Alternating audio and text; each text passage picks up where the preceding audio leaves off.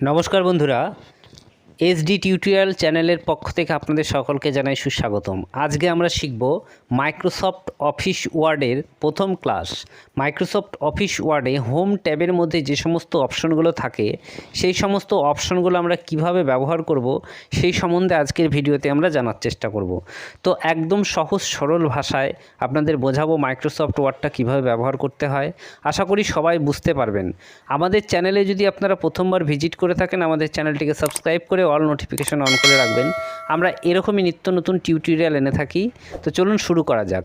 এটি হচ্ছে মাইক্রোসফট ওয়ার্ডের প্রথম লুক। এইটি মাইক্রোসফট ওয়ার্ডের হোম পেজ। এই পেজে আমরা মাইক্রোসফট ওয়ার্ডের কাজ করব। এই যে সাদা এরিয়াটা দেখতে পাচ্ছেন, এই এরিয়াটাকে বলা হয় ওয়ার্কিং এরিয়া। এই ওয়ার্কিং এরিয়ায় আমরা কাজ করতে পারবো। এবার প্রথমে আপনাদের দেখাবো এই মাইক্রোসফট অফিসটি আপনারা আপনাদের কম্পিউটারে কেমন করে ওপেন করবেন। ওপেন না করলে তো কাজটা করতেই পারবেন না। তো তার জন্য স্টার্টে ক্লিক করব। তারপরে এখানে মাইক্রোসফট অফিস এই অপশনটিতে ক্লিক করব। মাইক্রোসফট অফিস এখানে নিচে একটু স্ক্রল করে আসবেন। এখানে আসার পরে দেখুন মাইক্রোসফট অফিস লেখা রয়েছে। এবার আপনারা এখানে স্টার্টে গিয়ে শর্টকাটেও মাইক্রোসফট অফিস ওয়ার্ড 2007 খুলতে পারবেন, কিন্তু আমি বলবো প্রথম অবস্থায় আপনাদের ফুল ভার্সনটাই শেখা উচিত। মাইক্রোসফট অফিসে গিয়ে এখানে ক্লিক করার পরেই দেখবেন এখানে লেখা রয়েছে Microsoft office word 2007। Microsoft office word 2007-এ ক্লিক করবেন। মাইক্রোসফট অফিস ওয়ার্ড 2007-এ ক্লিক করার সঙ্গে সঙ্গে মাইক্রোসফট অফিস ওয়ার্ডের যে হোম পেজ সেই পেজটি আপনার সামনে ওপেন হবে। এখানে ক্লিক করার সঙ্গে সঙ্গে একটু টাইম নেবে। টাইম নেওয়ার পরে আপনার সামনে এরকম হোম পেজটি ওপেন হবে। এখানে যে সাদা স্ক্রিনটা দেখতে পাচ্ছেন, এই এরিয়াটির মধ্যে আমরা কাজ করব। এটাকে বলে ওয়ার্কিং এরিয়া। এই এরিয়ার মধ্যে আমাদের যত কাজ হবে। এবং উপরে যে অপশনগুলো দেখতে পাচ্ছেন এগুলো হচ্ছে টুলস। এই টুলসগুলো বিভিন্ন কাজের পারপাসে বিভিন্নভাবে আমাদের ব্যবহার করতে হবে। তো কোন টুলস কিভাবে ব্যবহার করা যায় সেটি আজকে জানার চেষ্টা করব। হোম বটনের সর্বপ্রথম হোম বটনের যে কাজগুলো রয়েছে সেগুলো আজকে শিখব। ঠিক আছে? তো এখানে মাইক্রোসফট ওয়ার্ডে সাধারণত আমরা ওয়ার্ড প্রসেসিং করে থাকি। ABCD পর্যন্ত যে লেটারগুলো আছে এই লেটারগুলো দিয়ে মাইক্রোসফট ওয়ার্ডে বিভিন্ন ধরনের ডকুমেন্টস তৈরি করা যায়। অফিসে যে সমস্ত ডকুমেন্টস দরকার হয়, চিঠি, ফর্ম, তারপরে হচ্ছে আরও যে সমস্ত ব্যানার ট্যানার দরকার হয় সেই সমস্ত জিনিসগুলো আমরা এখানে তৈরি করতে পারবো। দেখুন দুটো স্কেলের সাহায্যে আমরা এই পেজের ওয়ার্কিং এরিয়াটাকে বাড়িয়ে নিচ্ছি। প্রয়োজন অনুসারে আমরা ডান দিকে, বাম দিকে, উপরে, নিচে সব জায়গায় আমরা এই এরিয়াটিকে অ্যাডজাস্ট করে নেব আমাদের যতটা জায়গার প্রয়োজন। ঠিক আছে? দেখুন এখানে কার্সারটি যেখানে টিকটিক করছে সেখানে আমরা কিছু লিখতে পারবো। প্রথমে আমরা একটা প্যারাগ্রাফ ইনসার্ট করে নিচ্ছি এখানে। এই প্যারাগ্রাফ দিয়ে আপনাদের দেখাচ্ছি এই প্যারাগ্রাফদের কীভাবে কাজ হয়। সর্বপ্রথম হোমের আন্ডারে আপনাদের দেখো কপি। এই লেখাটাকে দেখুন বারবার লিখতে হবে। তো বারবার আমাদের লিখতে হলে বারবার টাইপ করার অনেক সময় ব্যাপার। তার জন্য আমরা কপি অপশনটাকে চুজ করব। এখান থেকে সিলেক্ট করব, কার্সারটিকে সামনে রেখে ক্লিক করে ধরে ড্র্যাগ করলে আপনার লেখাটি সিলেক্ট হয়ে যাবে। যতদূর সিলেক্ট করতে চাচ্ছেন এখানে সিলেক্ট করে নেবেন। সিলেক্ট করার সঙ্গে সঙ্গে এখানে কপি, এখানে দেখুন উপরে হোমের আন্ডারে লেখা রয়েছে কপি। কপি হয়ে গিয়েছে। এবার কপি হয়ে এটি ক্লিপবোর্ডে রয়েছে। এবার যেখানে আপনি এটা বসাতে চাচ্ছেন সেই জায়গাটায় আপনাকে কার্সারটি রাখতে হবে। সেই জায়গাটায় ক্লিক করে নেব একবার। যে জায়গাটায় আমি এই কপি করা অংশটিকে রাখতে চাচ্ছি সেই জায়গাটায় আমি সিলেক্ট করব। ধরুন এখানে রাখবো। তাহলে এখানে এসে পেস্ট অপশনটিতে ক্লিক করব। তাহলে উপরের প্যারাগ্রাফটি নিচে দেখুন আরেকবার চলে এসছে। এইভাবে কপি এবং পেস্ট অপশনটি আমরা ব্যবহার করব। যতবার আমরা পেস্টের মধ্যে ক্লিক করব ততবারই এই ডকুমেন্টসটি তৈরি হতে থাকবে। অতএব এক কথায় বোঝা যায় যে একবার কপি করে একাধিকবার পেস্ট করা যেতে পারে। এবার দেখুন কোনো লেখাকে কিভাবে ফন্ট চেঞ্জ বা কাট করতে হয়।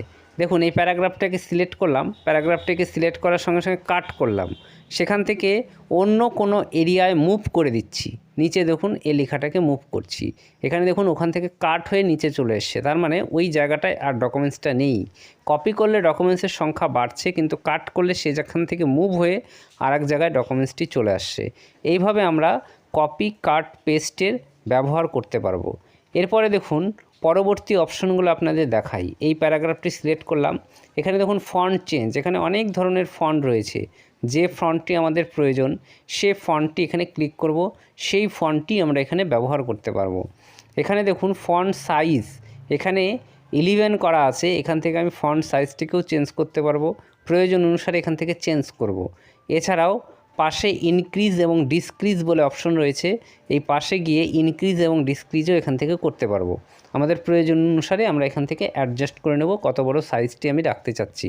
তারপরে দেখুন লেখাটাকে বোল্ড করা যায় বি দিয়ে, এটা দিয়ে অ্যাক্টিভ, এখানেই ক্লিক করে আবার ডিঅ্যাক্টিভ করা যায়।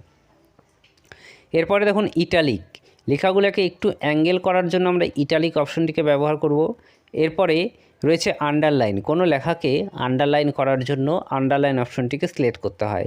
এই আন্ডারলাইন, বোল্ড, ইটালিক যেমন করে আমরা অ্যাক্টিভ করেছি সেম টু সেম আরেকবার করে ক্লিক করে এই অপশনগুলোকে ডিঅ্যাক্টিভেট করা যায়। যে লেখার থেকে এগুলো উঠাতে চাচ্ছি সে লেখাটি সিলেক্ট করার পরে এখানে একবার ক্লিক করলেই এটি ডিঅ্যাক্টিভে পরিণত হবে। এইভাবে এই অপশনগুলোকে আমরা ব্যবহার করে থাকি। এরপরে দেখুন পরবর্তী অপশনগুলো। পরবর্তী অপশনে দেখুন কি রয়েছে, কোনো লেখা লেখার পরে সেটাকে ক্রস করার প্রয়োজন হয়, এই অপশনটিকে সিলেক্ট করলে সেই লেখাটি আমরা ক্রস করে দিতে পারবো। তারপরে দেখুন এখানে অনেক সাংকেতিক চিহ্ন লেখার প্রয়োজন হয়। সাংকেতিক চিহ্ন বলতে এ স্কোয়ার প্লাস বি স্কোয়ার বা H2SO4, এক কথায় গাণিতিক যে চিহ্ন, এই চিহ্নগুলি সর্বপ্রথমে নর্মালি আমরা টাইপ করে নেব। নর্মাল যেমন টেক্সট টাইপ করি তেমন করে টাইপ করব। এর সাইজটিকে একটু বড় করে দিচ্ছি তাহলে আমাদের দেখতে সুবিধা হবে। দেখুন এখানে এ স্কোয়ার প্লাস বি স্কোয়ার এইভাবে লিখছি, কিন্তু এই টুটা কিন্তু উপরে ওঠাতে হবে, বি এর টুটা উপরে ওঠাতে হবে এবং H2SO4 এর 2 এবং 4টাকে নিচে নামাতে হবে। তাহলে 2টাকে আমি সিলেক্ট করলাম। এখানে দেখুন সাবস্ক্রিপ্ট অপশন রয়েছে, সেই সাবস্ক্রিপ্ট মানে নিচে নামানো, সাবস্ক্রিপ্ট অপশনটিতে ক্লিক করলে এই লেখাটি নিচে নেমে যাবে। এবং এখানে দেখুন সুপারস্ক্রিপ্ট বলে অপশন আছে, সুপারস্ক্রিপ্ট মানে ওপরে ওঠানো, সুপারস্ক্রিপ্ট করলে এই লেখাটি ওপরের দিকে উঠে যাবে। তাহলে এখান থেকে আমরা যে কোনো একটি গাণিতিক চিহ্ন লিখতে পারবো খুব সহজেই, প্রয়োজন অনুসারে আমরা এটি ব্যবহার করব। এখানে যদি অন্য গাণিতিক চিহ্ন লিখি সেম টু সেম। এবার দেখুন ভুলবশত আমরা ডকুমেন্টসটি টাইপ করেছি, কিন্তু সেই ডকুমেন্টসটিকে ধরুন ছোট হাতের বড় হাতের চেঞ্জ করতে হবে। তাহলে ছোট হাতের বড় হাতের আমি চেঞ্জ কেমন করে করব? তাহলে এখানে দেখুন চেঞ্জ কেস বলে অপশন রয়েছে, সিলেক্ট করার পরে চেঞ্জ কেসে যাব। এখানে 5 ধরনের কেস রয়েছে, sentence case, lower case, upper case, capitalization each word এবং ট্রুগেল কেস। এই 5 ধরনের কেস আমরা ব্যবহার করতে পারি। সেন্টেন্স কেস মানে সেন্টেন্সের প্রথম ক্যারেক্টারটি বড়, সব ছোট। লোয়ার কেস মানে সমস্ত লেখাগুলিই ছোট। আপার কেস মানে সমস্ত লেখাগুলি বড়। দেখুন ক্যাপিটালাইজেশন ইচ ওয়ার্ড করলাম, যতক্ষণ ফুল স্টপ নেই ততক্ষণ সব লেখাগুলো বড় হাতের। ফুল স্টপের পর থেকে একটি লেটার বড় হাতের বা সব ছোট হাতের। এবার দেখুন নিচে লেখা আছে ক্যাপিটালাইজেশন ইচ ওয়ার্ড, মানে প্রত্যেকটা ওয়ার্ডের ফার্স্ট লেটারগুলো বড় হাতের হবে, একে বলে ক্যাপিটালাইজেশন ইচ ওয়ার্ড। প্রয়োজন অনুসারে আমরা এটিও ব্যবহার করতে পারি, অনেক সময় দরকার হয়। আপার কেস করলে দেখুন সমস্ত লেটারগুলোই বড় হাতের হয়ে যাবে। লোয়ার কেস করলে সমস্ত কেসগুলি ছোট হাতের হয়ে যাবে। ট্রুগেল কেস করলে সমস্ত লেটারই সামনেরগুলো ছোট এবং পরেরগুলো বড়।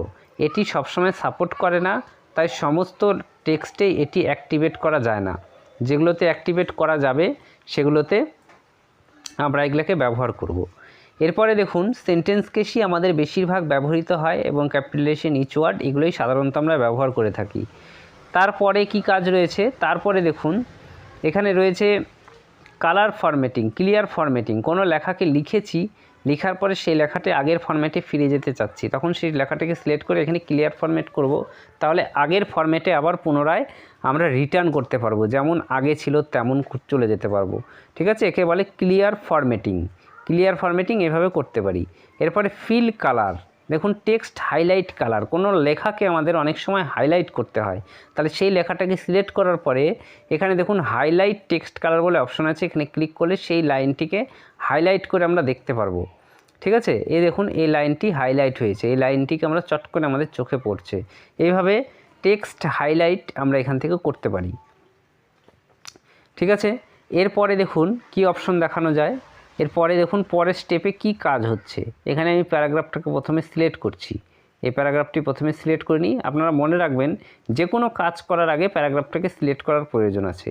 লেফট এলিগমেন্ট, এবার দেখাই এলিগমেন্ট। দেখুন প্রত্যেকটা লেখার বাম দিকে লেভেলটা মেনটেন হয়ে আছে, এর জন্য এটাকে লেফট এলিগমেন্ট বলে। ডান দিকের লেখাগুলোকে মেনটেন করতে গেলে রাইট এলিগমেন্ট, মিডিলের লেখাগুলোকে করতে গেলে সেন্টার এলিগমেন্ট। এখানে দেখুন 4 ধরনের এলিগমেন্ট রয়েছে, লেফট এলিগমেন্ট, সেন্টার এলিগমেন্ট, রাইট এলিগমেন্ট, সেন্টার এলিগমেন্ট দেখুন মিডিল পোর্শনটি অ্যাডজাস্ট হবে এবং ডান দিক ছোটো হবে। রাইট এলিগমেন্ট ডান দিকের লেভেলটা সমান হবে, বাম দিকেরগুলো এবড়ো খেবড়ো হবে। এবং জাস্টিফাই দেখুন দুদিকের লেভেলগুলি মোটামুটি সমান হয়ে গিয়েছে। যেগুলো একদমই লাইন ছোট সেগুলোকে তো সম্ভব নয় বড় করা, যেগুলো মোটামুটি অ্যাডজাস্টেবল সম্ভব সেগুলো অ্যাডজাস্ট হয়ে গেছে জাস্টিফাই করার কারণে। তাহলে দুদিকের লেভেলটি মেনটেন করা গেছে। এইভাবে আমরা জাস্টিফাই অপশনটিকে ইউজ করব। আশা করি বুঝতে পারছেন। যে কোনো প্যারাগ্রাফের সামনে দেখুন বুলেটস দেওয়া যায় এইভাবে, বিভিন্ন ধরনের বুলেটস রয়েছে। কটি প্যারাগ্রাফ হয়েছে ততটি বুলেটস হবে। বুলেটসের পাশেই রয়েছে নাম্বারিং, যে বুলেটস আমাদের পছন্দ সেটি আমরা এখানে দিতে পারি।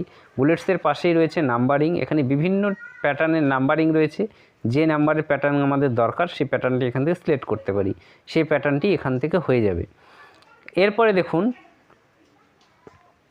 Text indent. টেক্সট ইন্ডেন্ট মানে কোনো লেখাকে বাম দিকে ডান দিকে সরানোর জন্য আমরা টেক্সট ইন্ডেন্ট করি। এটি লেফট ইন্ডেন্ট, এটি রাইট ইন্ডেন্ট। ডান দিকে করলে রাইট ইন্ডেন্ট মানে ডান দিকে যাবে প্যারাগ্রাফটি, এবং লেফট ইন্ডেন্ট বাম দিকে যাবে প্যারাগ্রাফটি। এভাবে আমরা লেফট রাইট কোনো প্যারাগ্রাফকে মুভ করতে পারি। প্রয়োজন অনুসারে আমরা এই অপশনগুলোকে ব্যবহার করব। জানা রাখতে হবে যে কোন অপশন কি কাজ হয়, যখন যেটার প্রয়োজন তখন সেটা আমরা ব্যবহার করব। ঠিক আছে, এইভাবে এলিগমেন্টটাকে অ্যাডজাস্ট করা যাবে। এটা দেখুন লাইন স্পেসিং, দুটো লাইনের মধ্যে একটা নির্দিষ্ট গ্যাপিং থাকে। এই গ্যাপিংটাকে অনেক সময় প্রয়োজন অনুসারে কম বেশি করারও দরকার হয়, তখন এখান থেকে সিলেক্ট করে আমরা 1.5 লাইন 2 লাইন 1.25 লাইন এইভাবে চেঞ্জ করতে পারবো। 1.0 মানে 1 লাইন, 1.15 দেখুন গ্যাপিংটা কমে গিয়েছে। এবার যদি মনে করি গ্যাপিংটা বাড়াবো তাহলে 1.5 লাইন করব, তাহলে গ্যাপিংটা বাড়বে। এখানে যদি আরও বাড়াতে হয় তাহলে আরও গ্যাপিং করব। এইভাবে পরপর লাইনের আমরা গ্যাপিং করতে পারবো, তাহলে দুটো লাইনের মধ্যে গ্যাপটা বাড়বে। তারপরে দেখুন কোনো প্যারাগ্রাফের নিচে আমরা যদি কালার দিতে চাই, নিচের কালার, এখানে ফিল কালার বলে নিচের কালার রয়েছে, এখান থেকে কালার দিতে পারি। এখানে হাইলাইট কালার এবং ফিল কালার কিন্তু দুটো এক নয়, দুটো আলাদা আলাদা। যেখানে যেমন দরকার সেখানেই তেমনই আমরা ইউজ করব। এখান থেকে যে কোনো প্যারাগ্রাফকে এভাবে হাইলাইট করা যাবে।